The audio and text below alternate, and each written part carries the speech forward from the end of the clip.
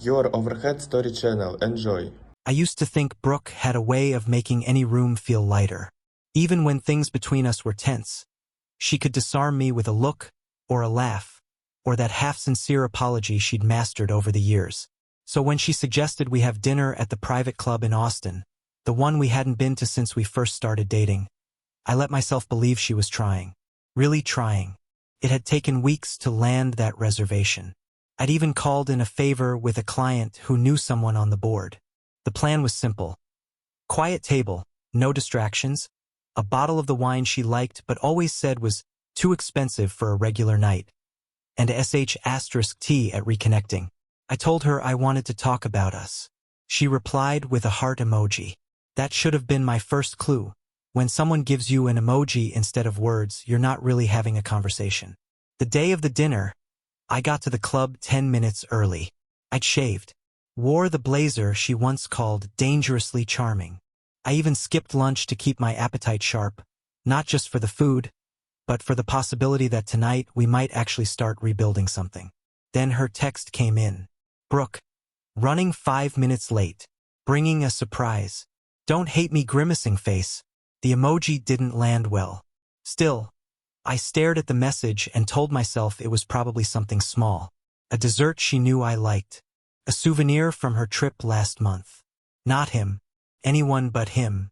Aiden walked in first. That smug, overly confident stride I'd seen once before when we bumped into him at a gallery opening. Back then, he was just an old college friend, as Brooke described him. Totally harmless, she added with a laugh that lingered just a bit too long. He had that particular charm, the kind of guy who thought every woman should already like him and every man should already feel threatened by him.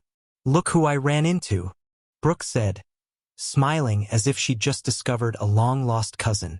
She kissed my cheek, barely, then slid into the seat across from me. Aiden took the head of the table, uninvited but unbothered. He didn't even pretend to wait. Grabbed the cocktail menu, flagged down the server like he owned the place. We'll start with the Pinot for the table, he said. Then, turning to Brooke, unless you're still pretending to hate red wine like in college. She laughed. I've grown up. I sat in silence, watching the dynamic unfold.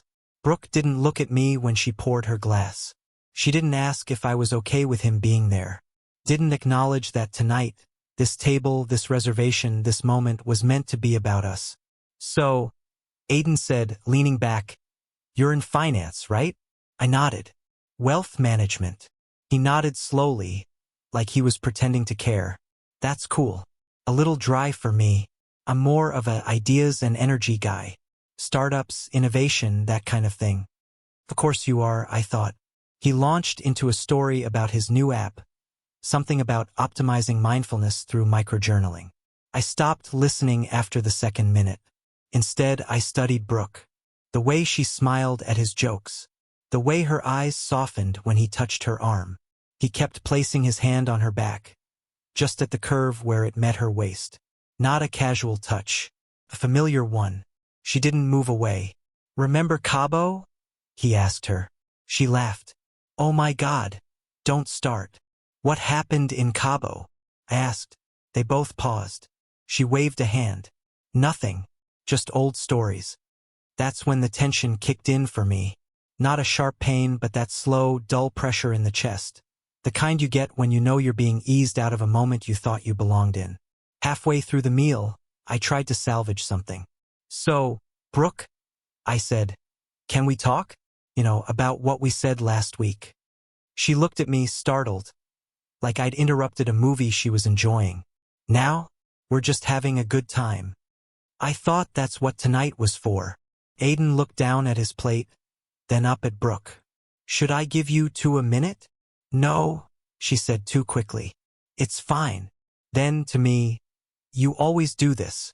You wait until I'm relaxed, and then you pull us into another heavy conversation. Why can't we just enjoy one night? I nodded slowly. Got it. I didn't respond. I didn't raise my voice or ask her what the hell Aiden was doing at our table. A table I booked to fix something between us. I didn't ask her how long they'd been texting again or what ran into him really meant. I didn't even touch the wine. I just reached for the check when it came, signed the total drinks Atres valet and stood up. Where are you going? Brooke asked, her voice suddenly softer. Home. We haven't even. It's fine, I said. I'll let you two catch up. I left the receipt tucked neatly under the edge of the plate and walked out. I didn't look back. In the parking lot, the valet handed me my keys. That was quick, he said.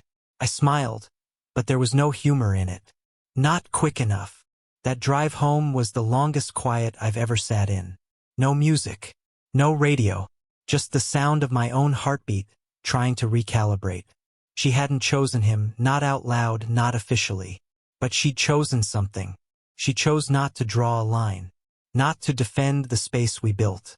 Not to sit across from me and say, let's try. What she gave me instead was the bill. And I paid it. For all three of us. That moment wasn't about money. It wasn't about wine or some startup bro with a weak jawline. It was about clarity. The undeniable kind. The kind that tells you you're not being paranoid.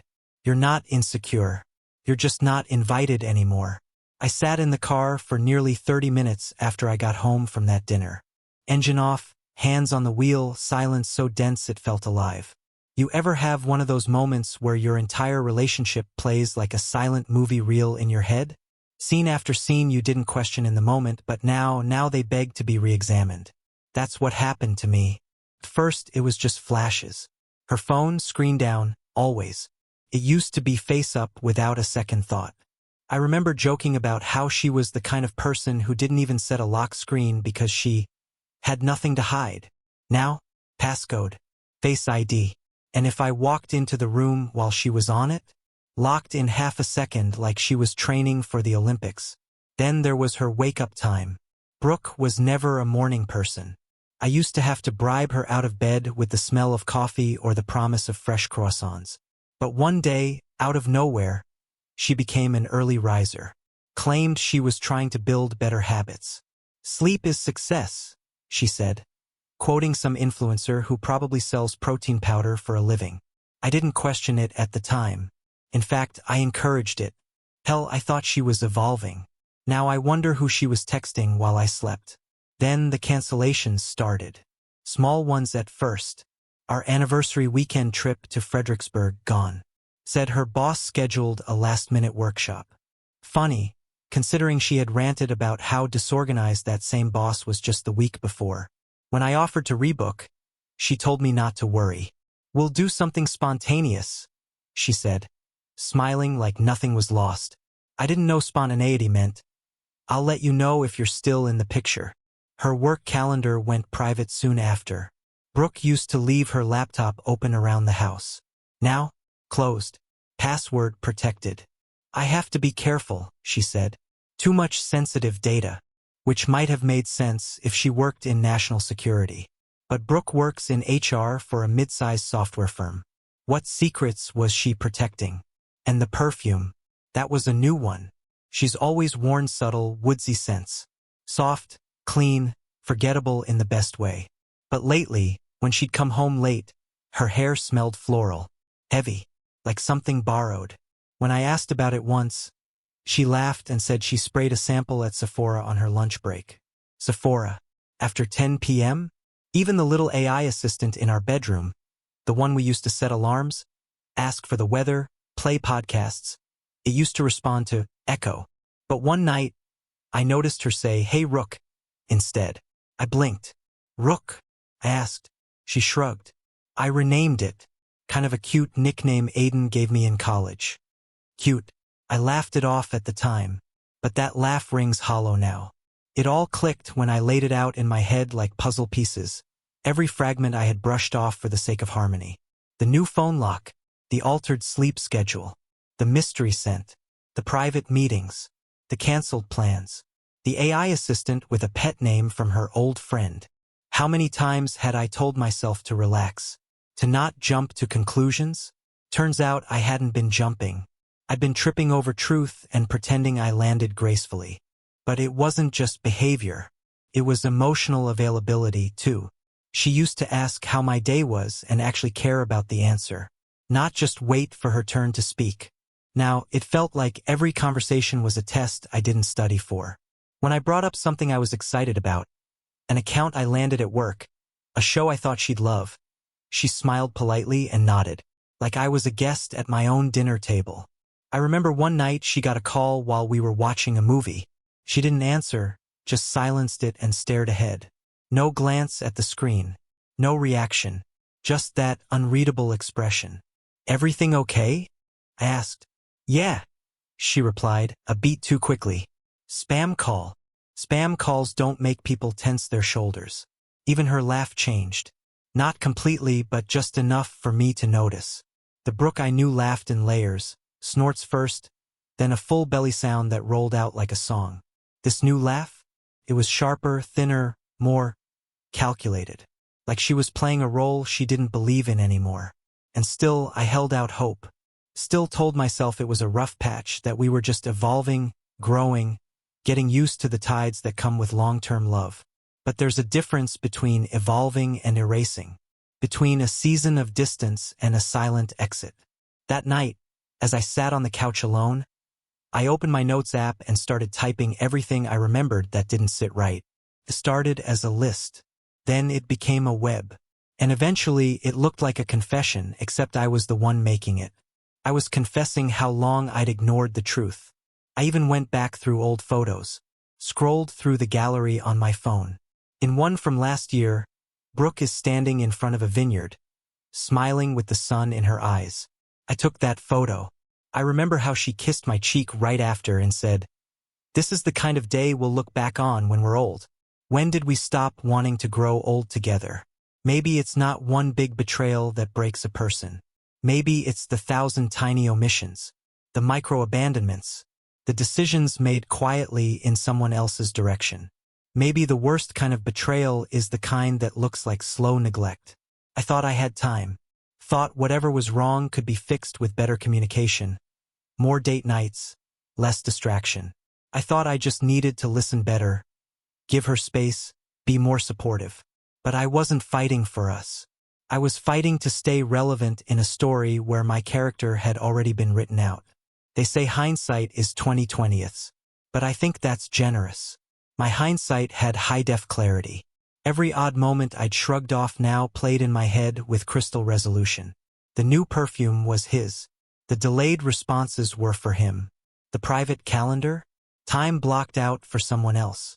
And the assistant, the jokes, the shift in tone, everything pointed in one direction. Toward Aiden. Just an old friend. I almost laughed. The grief that comes from not being chosen. It's not loud. It's quiet. Like the sound of a drawer closing slowly. Like walking through a familiar house and realizing every light has been turned off, one by one. I didn't confront her that night. I didn't sleep either. I lay in bed staring at the ceiling, the room pitch black, except for the soft glow of the assistant's blue ring in the corner. "Hey, Rook," I whispered, just to see if it would respond. It did. A chill ran through me. There are moments in life where everything you feared gets confirmed. Not by shouting or slamming doors, but by silence. By a name whispered into the dark that shouldn't echo back. I closed my eyes. The red flags weren't new. I just finally stopped painting them white. I didn't go to work the next morning. I texted my boss something vague, migraine, nothing serious, back tomorrow. In reality, I wasn't sick. Just hollow. Somewhere between angry and numb. I sat at the kitchen counter, staring into a cup of black coffee that had gone cold long before I could bring myself to drink it. By noon, I made the decision. I had to go back to the apartment. Not ours, hers. Brooke had moved out 3 months ago, said she needed independence for clarity. Swore it wasn't a breakup. At the time, I believed her. Gave her the benefit of the doubt. Helped her find the place. Carried her boxes up 3 flights of stairs like an idiot auditioning for sainthood. All because I thought space meant healing. But now it just felt like the slow pulling away of someone already gone. I told myself I was just going to pick up my things. Some books, a jacket, a charger I left behind. But deep down I knew I wanted answers. Tangible ones. Not speculation. Not vague texts and offhand remarks. I needed something I could see. I still had a key. She'd never asked for it back. When I got to the building, the sky was gray, threatening rain but never delivering. The kind of day where everything feels like it's holding its breath. I climbed the stairs slowly, rehearsing what I'd say if she was there. But when I reached the top, the door was already cracked open. That stopped me cold. I waited, knocked lightly. No response. "Brooke," I called. Nothing. I pushed the door open gently. Inside, it smelled like lavender and something stronger, aftershave maybe. Not mine. Definitely not hers. The lights were off, blinds half closed, and the place looked lived in. But not by her alone. His jacket was the first thing I saw. Draped over the arm of the couch. Navy blue with the stitched logo of a hockey team I couldn't stand. I remember joking about that once, how Aiden loved trash teams and trash coffee. Brooke had laughed. Said, "You're just jealous because he's more passionate than you." At the time, I thought she was teasing. There was a charger plugged into the wall, coiled neatly but not hers. She used a different brand. 2 mugs sat in the sink, one with lipstick smudged on the rim, the other stained with what looked like black coffee. One mug had a crack down the side. I remembered it clearly because I bought it for her as a gag. "This mug is as unstable as my work schedule," it read. She used to say it made her laugh every time. The bathroom light was off, but the towel on the rack was damp. Not wet, just used. Like someone had just stepped out, wiped their hands and walked away. I stood there, taking inventory like I was in some forensic drama. Except this wasn't TV. This was my life, unfolding in front of me like the kind of nightmare you can't wake up from because you know you're already awake. Then I saw the photo. It was on her nightstand. No frame. Just a glossy print, the kind you get from a Dr. * store kiosk. It showed Brooke sitting on someone's lap. Aiden's. There was no mistaking him now. He had the same smug grin, the same trimmed beard, the same insufferable confidence radiating off the photo like a heat wave.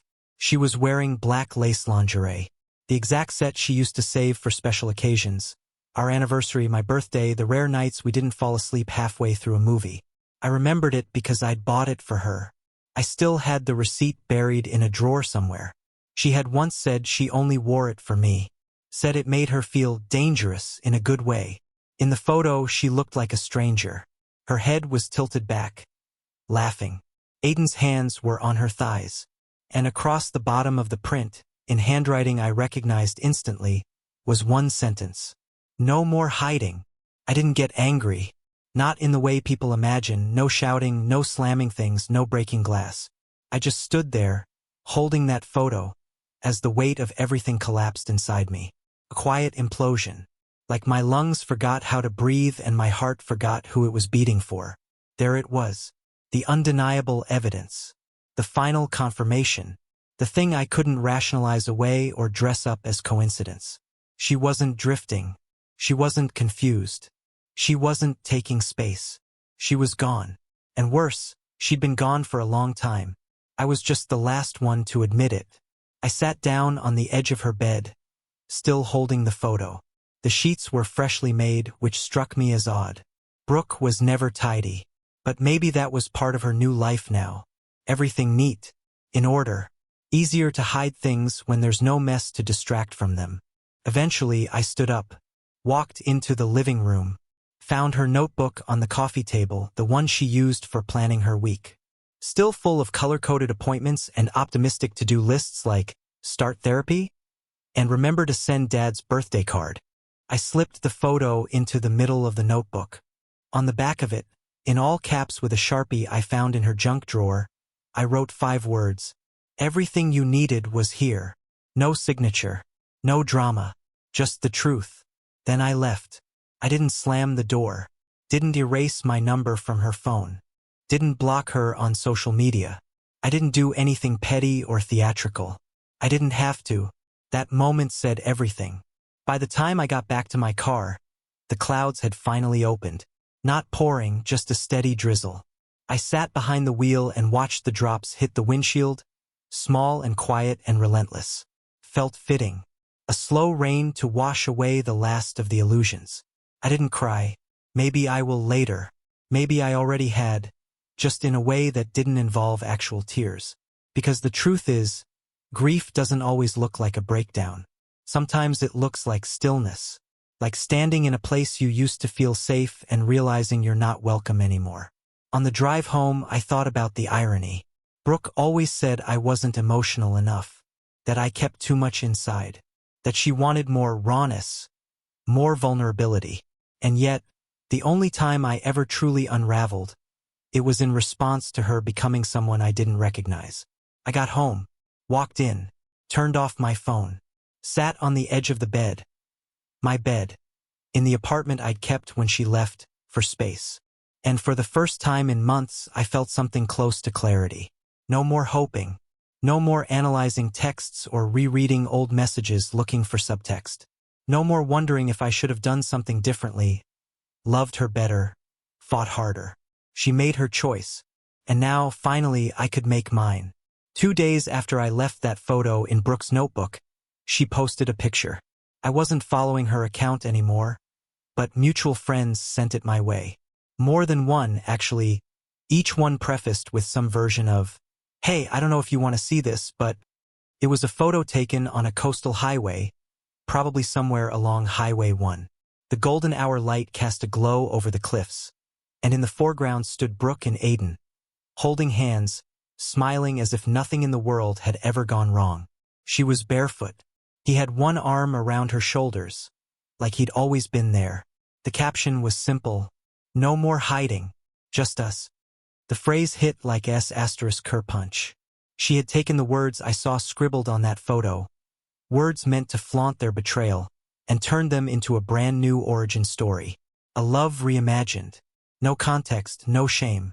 Just a curated square, perfectly filtered and perfectly detached from the wreckage left behind. I stared at that photo for a long time, not because it surprised me, but because of how quickly people moved on from the truth when it was inconvenient. Some of the comments were innocuous, heart emojis, beach jokes, "Love this for you," but one in particular made my stomach turn. It was from her cousin Olivia. "So happy you're finally free, yellow heart, you deserve this." Free. That was the story now? Like I had been the prison? Like I was the cage she had to break out of to find herself in Aiden's arms? The post didn't stay up long. Barely an hour.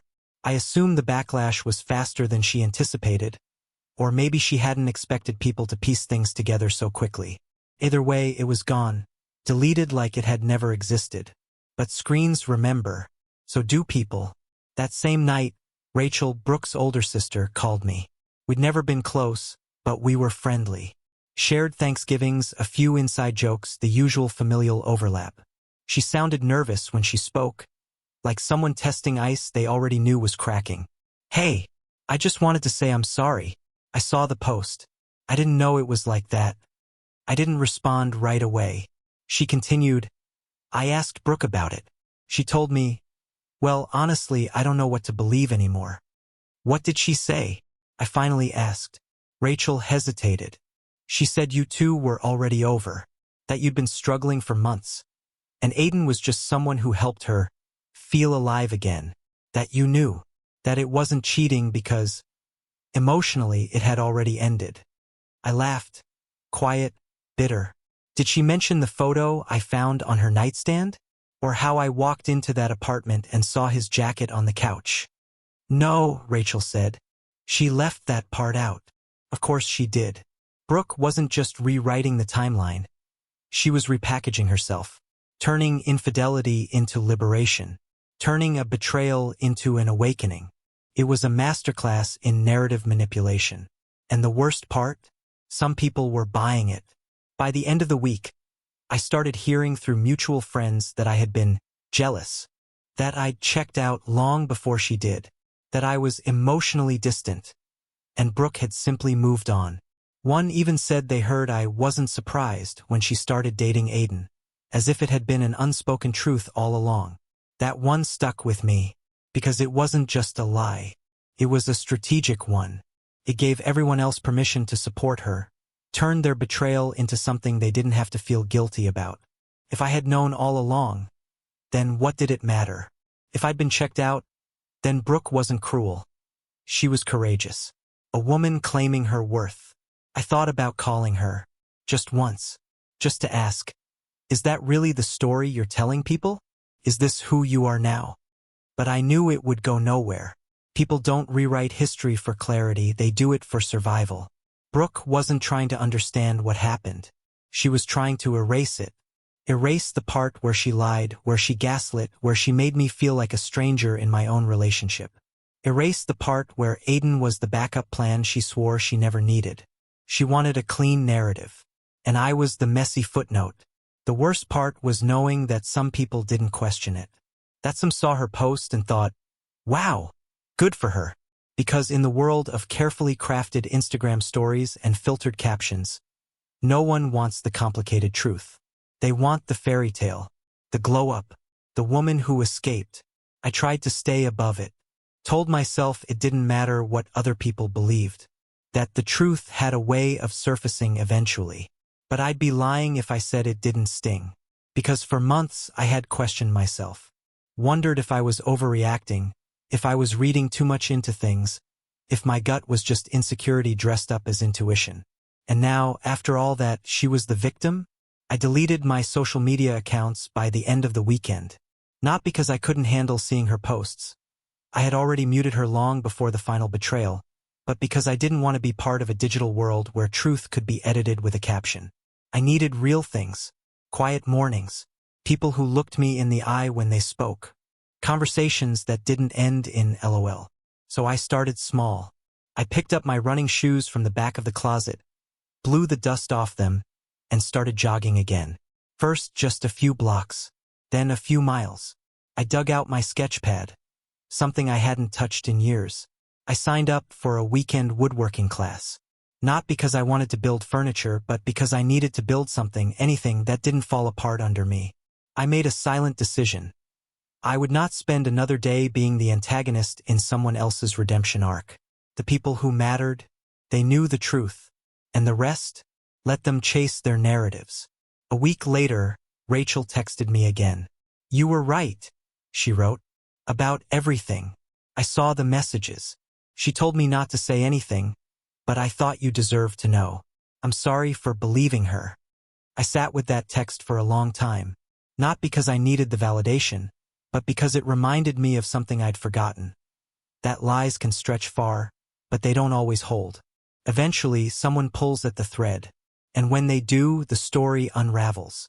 A few days after Rachel sent that text, I got a message that stopped me cold. It was short. No introduction. No backstory. Just, hey, I think we need to talk. Jenna, Aiden's ex. I stared at the name for a long time. I didn't know a Jenna. Never met her. But something about the timing, the tone, it felt intentional. I replied cautiously. Talk about what? The typing bubble appeared almost instantly. About Brooke. About Aiden. About what he does to people like us. We ended up talking later that night. I didn't expect much. Maybe some shared venting, maybe a story or two that helped me validate what I already knew. But what Jenna told me was more than validation. It was a pattern. A script.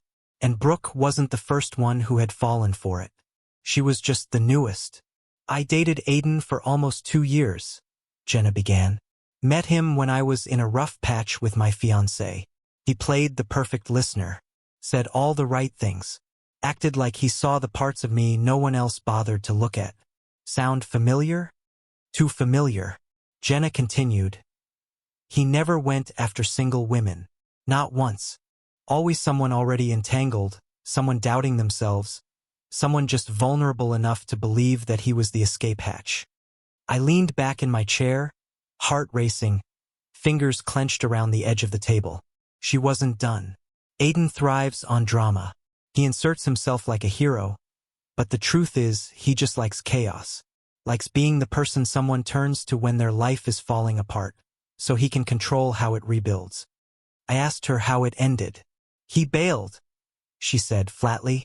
Once I broke things off with my fiancé, Aiden became distant, cold.